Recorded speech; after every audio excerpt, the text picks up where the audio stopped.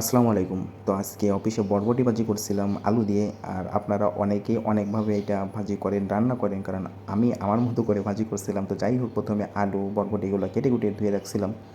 আর পাশাপাশি মশলাও করে নিচ্ছিলাম, আর একটু সিদ্ধ করে নিতে হবে, কারণ আলু এটা সিদ্ধ না করলে একটু শক্ত থাকবে। তো যাই হোক, সিদ্ধ করার সময় হলুদ, কাঁচামরিচ, পেঁয়াজ এগুলো, রসুন এগুলো দিয়ে একটু সিদ্ধ করেছিলাম। একটু পানিও দিয়েছিলাম যাতে সিদ্ধ এটা ভালো হয়।